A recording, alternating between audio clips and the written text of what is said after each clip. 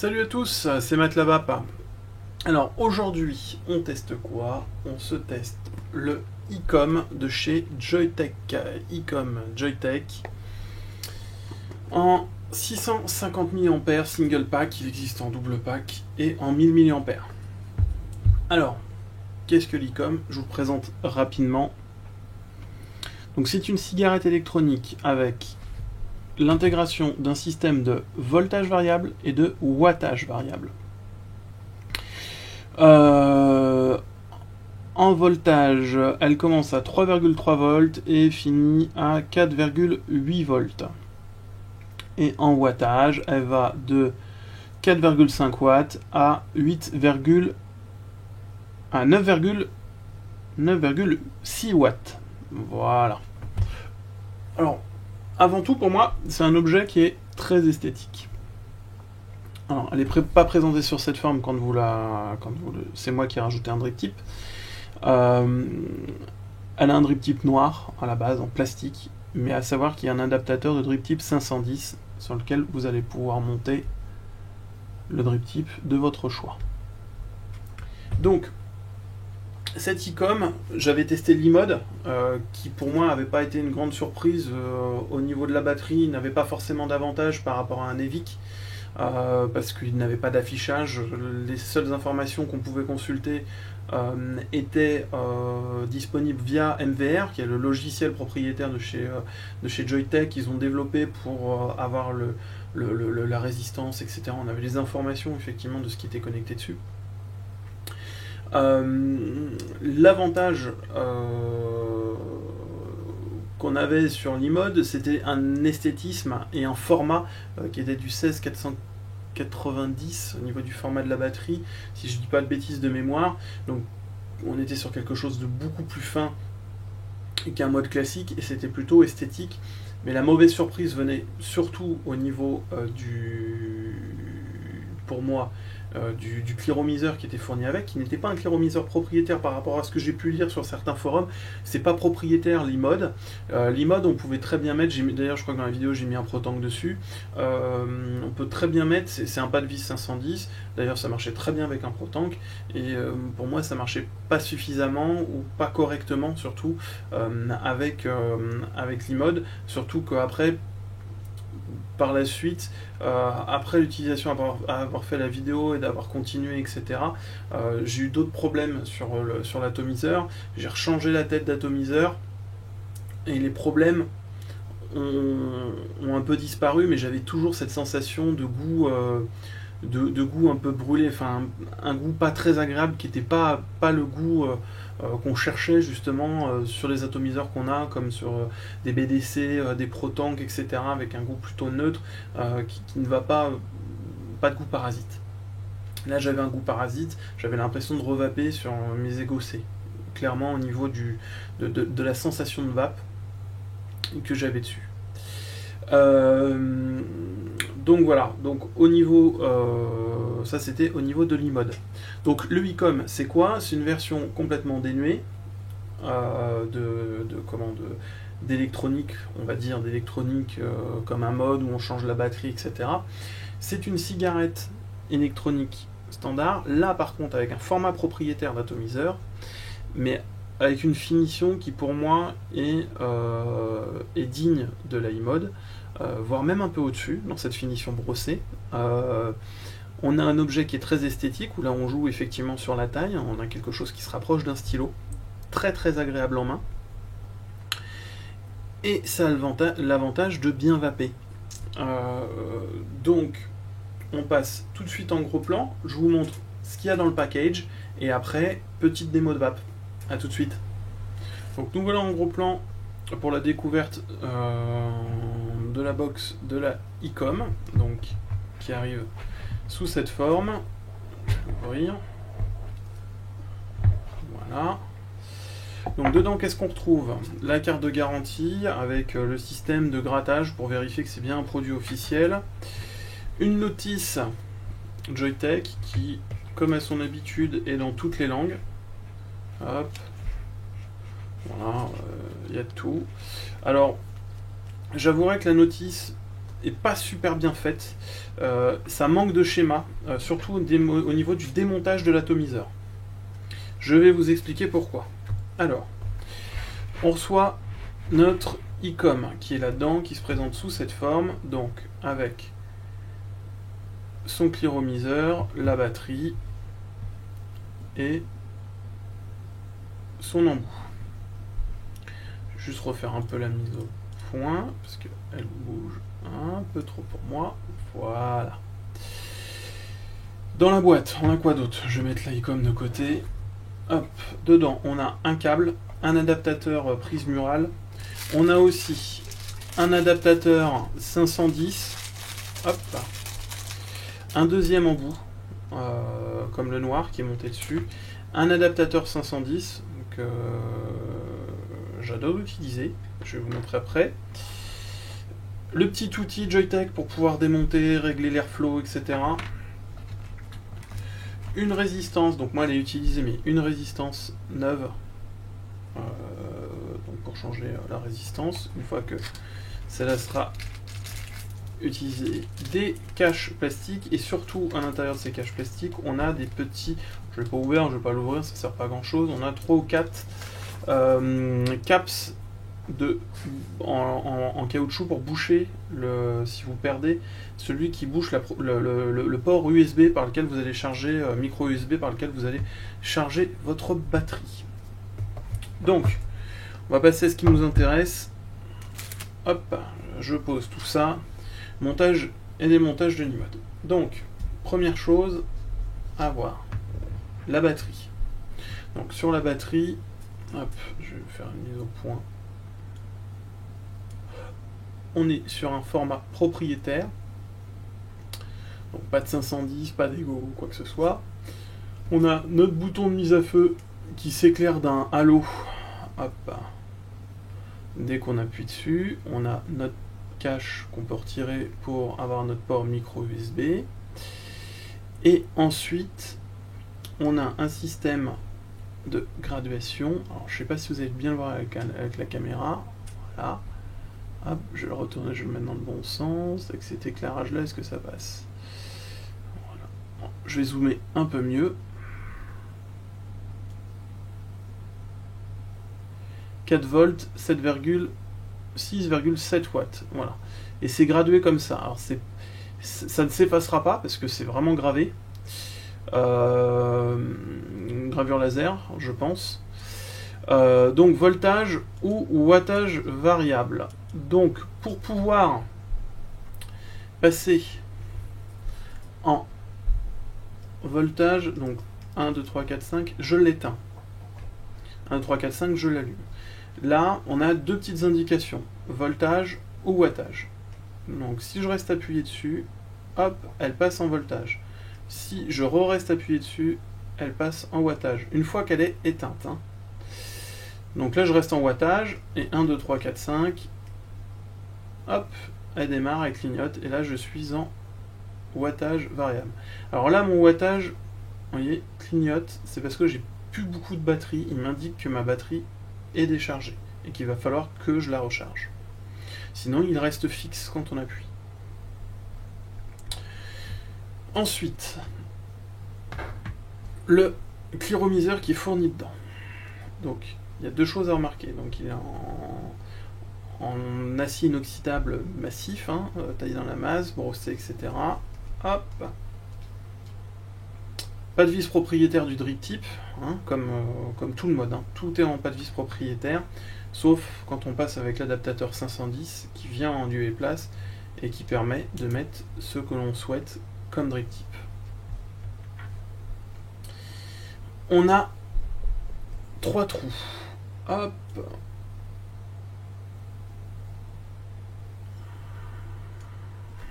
On a 3 trous.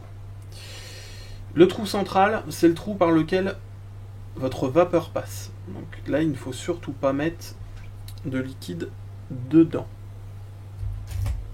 Hop, je vais vous prendre un petit truc pour vous montrer et vous indiquer. Donc ça, c'est le trou central. Hein. On ne met rien dedans. Ensuite, vous avez un deuxième trou, qui est le trou du bout, là, qui est un trou qui permet en fait de faire de laisser l'air, quand on va remplir, que l'air s'échappe par ce petit trou. Et le trou de remplissage est ici. Vous avez quelque chose de marqué qui est là, qui est marqué fill, donc remplissage. Et on peut prendre une bouteille de liquide. Ça va s'adapter parfaitement. Donc là, je suis sur du Liquideo. Je vais le mettre dedans et je vais pouvoir remplir directement mon atomiseur. Voilà. Au niveau de cet atomiseur, on a un réglage de l'airflow. Donc le réglage de l'airflow, on vient avec notre petit ustensile qui est fourni par Joyetech, se positionner au niveau du pas de vis et on fait un quart de tour. Donc quand il est à un quart de tour sur les côtés, on a un airflow moyen, et quand on fait un demi-tour là par rapport à la position dans laquelle je l'ai mis. Alors ça c'est bien détaillé par contre au niveau du réglage de l'airflow. Dans la notice, on a le débit max.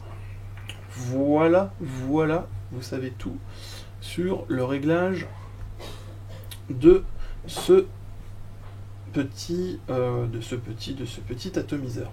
Donc moi je vais le remonter avec la config 510. Ah oui, pour changer la résistance, je vous ai pas montré, c'est important quand même. Donc vous voyez, il y a le pas de vis propriétaire qui est là. Et surtout, hop, que je vous montre bien. Voilà. On vient avec cet outil se positionner de cette façon, donc avec le creux comme ça, et on va pouvoir dévisser. Alors là, je l'ai serré un peu comme un bourrin, mais il vaut mieux le serrer comme un bourrin pour être sûr qu'il n'y ait pas de fuite. Vous allez voir pourquoi au niveau de la conception de l'atomiseur.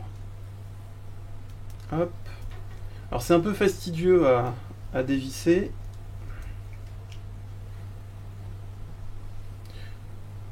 Et voilà, j'ai fait une connerie, je l'ai dévissé. Je me prends plein de liquide sur les doigts. Donc il faut qu'il soit vide quand vous le dévissez. Comme ça j'aurais fait le test, je pensais que je pouvais le faire sans que ce soit vide. Donc au niveau de notre atomiseur, vous avez un joint là qui vient faire contact avec le petit système que vous avez au-dessus, qui est la tuyère qui fait tout le principe des BDC en fait. Et votre atomiseur, il est fixé et surtout bloqué dans ce support qui vient se visser. Moi j'avais un problème sur mon autre atomiseur qui justement lui ne se bloquait pas bien dedans, et c'est pour ça effectivement que j'avais des problèmes de fuite. Une fois qu'il est bien bloqué, vous le revissez. Hop, bon moi j'ai... Donc faut qu'il soit vide, clairement ça ne fonctionne pas, ou alors faut peut-être laisser le drip. En laissant le drip tip, je pense que vu qu'il y a un système de joint, en laissant le drip tip, on n'aurait pas eu de soucis. Alors hop, ou au moins le cache de drip tip, vu qu'il y a un joint en haut. C'est vrai que j'ai pas pensé, je suis un peu nounouille là-dessus. Donc j'ai fait la connerie, je la laisserai au montage. Hop, je vais pas recommencer. Donc voilà ce qu'il ne faut pas faire. Alors je vous rassure, c'est du liquide sans nicotine, donc ça ne craint pas.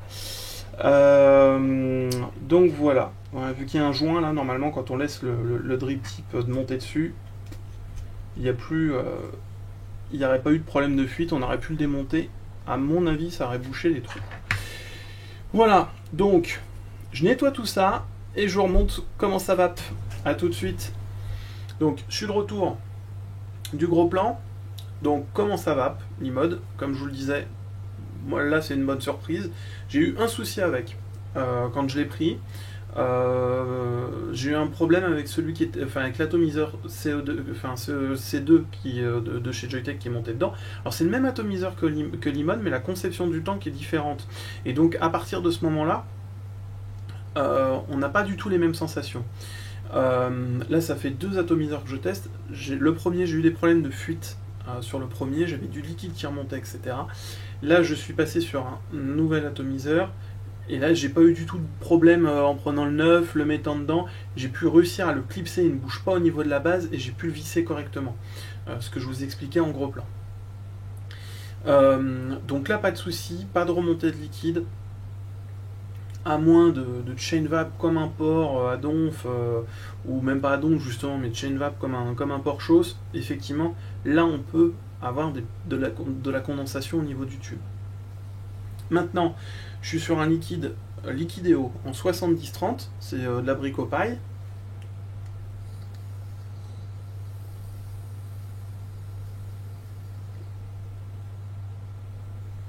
une belle vapeur, très agréable, bonne restitution des saveurs. Là j'étais quasiment à fond, je le diminue un peu, je le diminue d'un cran. Au niveau de la config, donc là j'ai mis un drip tip Vaponaut dessus, parce que je trouve que c'est plutôt esthétique, et on se rapproche un peu du look du Zeppelin, mais en électro. Alors c'est pas aussi beau que le Zeppelin, mais c'est déjà pas mal, c'est une bonne tête. Très agréable en main, au niveau de la prise en main. Très très agréable.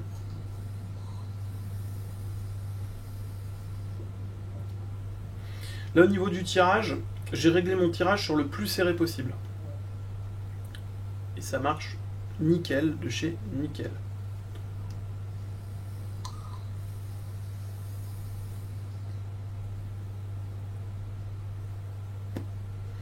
Belle vapeur, très bien. Restitution des saveurs, on est bien au niveau de la restitution des saveurs.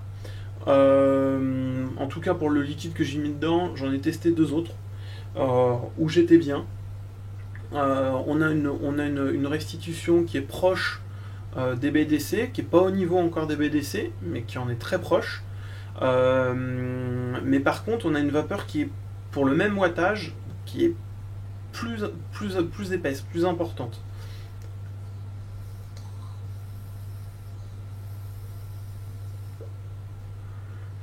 Enfin ça, moi je pense que ça correspond à ma manière de vaper. Parce qu'on est tous différents à la production de vapeur, suivant comment on va vaper dessus, ce qu'on va ressentir, etc. Mais là-dessus, la batterie fait son boulot. Là je suis en wattage, ça tourne.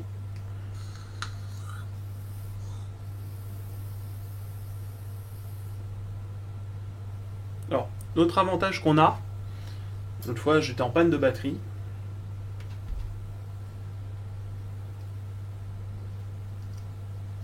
Je la branche, et dans la bagnole.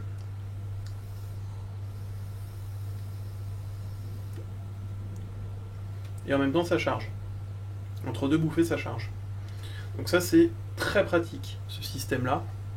Ça en bagnole.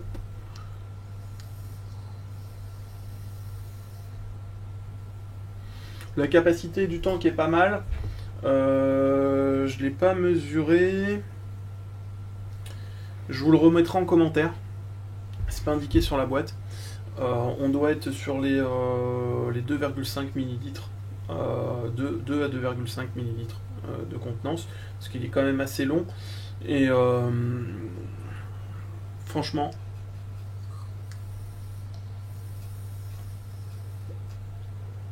très content de cette e-cigarette de chez Joyetech.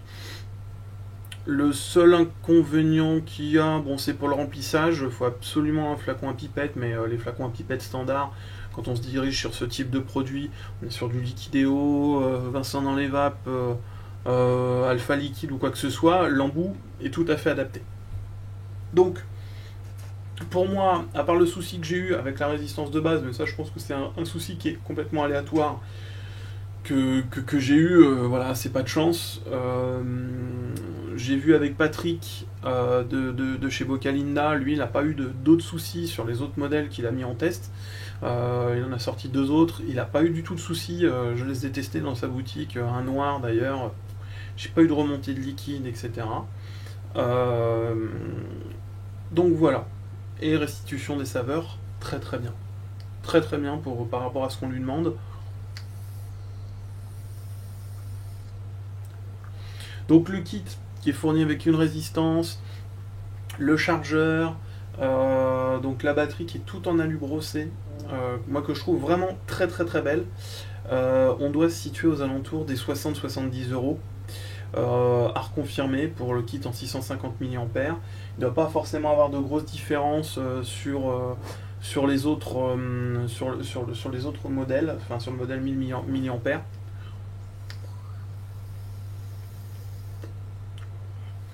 Seul truc qu'on peut lui reprocher, c'est le format propriétaire, mais à la fois quand on achète un objet comme ça, pour moi c'est une question d'esthétisme, et voilà. Tout est dit là-dedans, pour moi c'est très très simple, très joli. Je le préfère avec un drip tip qu'on va changer. Là, moi, je trouve qu'avec le drip tip Teflon, ça passe super bien. Plutôt qu'avec le drip tip qui est fourni et qui donne cette tête là à la batterie. C'est pas moche non plus, mais voilà, moi je préfère ça.